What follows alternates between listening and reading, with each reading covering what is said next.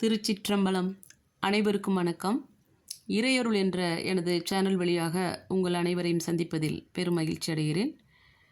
என்னுடைய சேனலுக்கு ஆதரவு கொடுத்த அனைத்து நல்லுள்ளங்களுக்கும் நன்றியை தெரிவித்துக் கொள்கிறேன். என்னுடைய பெயர் கஸ்தூரி வேலுச்சாமி. சைவ சமய சொற்பொழிவாளர், ஆன்மீக திலகம், சொல்லின் செல்வி, இலக்கிய செம்மல் என்ற சிறப்பு பெயர்கள்லாம் எனக்கு கிடச்சிருக்கு. அதெல்லாம் யாரால் கிடச்சிது அப்படின்னா, நிச்சயமாக சிவன் அருள் தாங்க. அவ்வளவு சிறப்பு பெற்ற சிவனுடைய கருணை உள்ளத்தை வெளிப்படுத்துகின்ற ஒரு கதையைத்தான் நம்ம இப்போ பார்க்க போகிறோம். வாங்க நிகழ்ச்சிக்குள் போகலாம். தாடகேஸ்வரம் அப்படின்னு ஒரு திருத்தலம் இருக்குது. இன்றைக்கும் எல்லோரும் பார்க்கக்கூடிய ஒரு திருத்தலம். அங்கே தாங்க இசைத்தூண் இருக்குது அப்படின்னு சொல்லுவாங்க. அந்த இசைத்தூண் அந்த காலத்து கட்டடக்கலையை நமக்கு வெளிப்படுத்துகிறது இல்லையா? ஆனால் அங்கே நடந்த இன்னொரு விஷயம் என்ன அப்படின்னா, இறைவன் எவ்வளவு இரக்க குணம் உள்ளவன் அப்படிங்கிறத நம்ம பார்க்க போகிறோம். ஆற்றல் மிக்கவன் சிவபெருமன் பேராற்றல் மிக்கவன் இல்லையா? அவனுடைய ஆற்றல் நம்மை ஒருபோதும் காப்பது கிடையாது. பேராற்றல் மிக்கவன் நம்மளை காவல் செய்ய மாட்டானா அப்படின்னு கேட்டால், ஆமாங்க, அவருடைய பேராற்றல் நம்மளை காக்காது. எது நம்ம காக்கிறதுக்காக அவர் இறங்கி வர்றாருன்னா, அவருடைய கருணை தான் நம்மளை காப்பாற்றுதை தவிர அவருடைய பேராற்றல் கிடையாது. அவருடைய ஆற்றலுக்கு முன்னாடி நம்ம நெருங்கவே முடியாது. அதனால் அவருடைய கருணையை தான் நம்ம இப்போ பார்க்க போகிறோம். என்ன அப்படின்னா, அந்த தாடகீஸ்வரங்கிற இடத்துல, அந்த திருத்தலத்தில் என்ன நடந்திருக்கு அப்படின்னா, தாடகை அப்படின்னா ஒரு இளம்பெண். அவள் என்ன பண்ணுறா, தினந்தோறும் தண்ணியை குடத்தில் எடுத்துகிட்டு போய் அங்கே இருக்க லிங்க திருமேனிக்கு அபிஷேகம் செய்கிறது வழக்கமாக வச்சுருந்துருக்கா.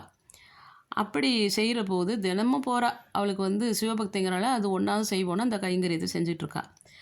அப்படி ஒரு நாள் போய் அவள் என்ன பண்ணுறா, தண்ணியை ஊற்றுறதுக்காக குடத்தை இடுப்பில் இருந்து அப்படி நகர்த்தி சிவபெருமானுடைய லிங்க திருமேனியோடைய திருமுடியில் ஊற்றுறதுக்காக சாய்க்கிறா பாருங்க. அந்த நேரம் அவளுடைய மேலாடை நழுவிடுது. இளம்பெண் மேலாடை நழுவுது. என்ன பண்ணுறதுன்னு தெரியல. தண்ணியை அதே அலங்கோலமாக நின்று இறைவனுக்கு ஊற்ற முடியுமா, அபிஷேகம் செய்யலாமா, தவறு இல்லையா அப்படின்னு மனசில் நினைக்கிறா. அதே சமயம் எடுத்த தண்ணியை கீழே வைக்கவும் அவளுக்கு முடியலை. ஆடையை சரி செய்யவும் முடியலை. ஆடையை சரி செஞ்சுட்டு ஊற்றலாம் அப்படின்னா எடுத்த தண்ணியை நிறுத்தக்கூடாது அப்படின்னு அவள் மனசில் ஓடுது. சின்ன பொண்ணு தானே, அதனால் எதை செய்கிறதுன்னு தெரியாமல் தடுமாறுறான். அப்போ என்ன ஆகுது தெரியுங்களா? இறைவன் இறங்கக்கூடியவன், அதாவது கைலாயத்திலிருந்து பூலோகத்திற்கு இறங்கி வரக்கூடியவன் என்றதோடு அல்லாமல், ஏன்னா நிறைய திருவிளையாடல் பண்ணியிருக்கார் இல்லையா? இறங்கி தானே வருவார். இறங்கி தான் நிறைய இந்த பூமியில் திருவிளையாடல் செய்திருக்கிறார் இறைவன் சிவபெருமான்.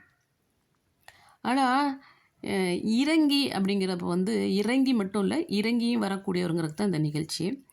அப்போ என்ன ஆகுது தெரியுங்களா? அவருடைய மனத்தினுடைய குழப்பத்தையும், அந்த குழந்தை தடுமாறுறாளே அப்படிங்கிற இறைவன் உடையது திருச்செவியில், அதாவது அவளுடைய மன உள்ளாக அவள் அழுகிற அழுகை, ஐயோ என்ன நடக்க போகுதுன்னு பதற பாருங்க, அது அவருக்கு கேட்குது.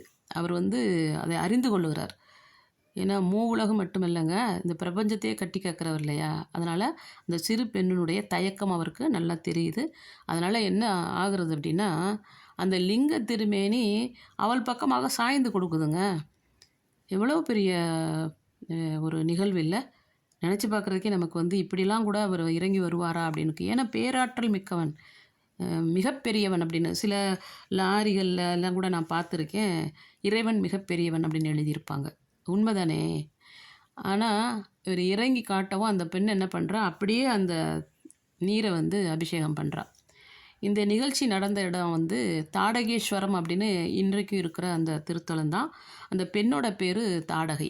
அவளுடைய பேர்லேயே அந்த தாடகை ஈஸ்வரன், அவளுக்கு அருள் புரிந்ததுனால தாடகேஸ்வரன் என்று நம்ம சொல்கிறோம். அதில் இன்னொன்று என்ன இறங்கி வந்தார் அப்படிங்கிறதுக்கு பார்த்திங்கன்னா, 63 நாயன்மார்கள் சொல்கிறாங்க இல்லையா? அதில் ஒருத்தர் குங்கிலிய நாயனார். அவர் என்ன பண்ணுறாரு, மனைவியோட மாங்கல்யத்தை கொண்டு போய் விற்றுட்டே கூட குங்குலியம் வாங்கி கொண்டு போய் கோவிலில் கொடுக்கக்கூடிய அளவில் இறைவன் மேலே மிகவும் பற்று உள்ளவராக இருக்கிறார். அதனாலே அவர் இறைவனால் அருளை பெற்று வறுமையில் இருந்தபோது இறை அருளால் அவர் பெரிய தனவந்தராக மாறுகிறார் என்று அவருடைய திருச்சரிதத்தை பார்த்தா நமக்கு தெரியும்.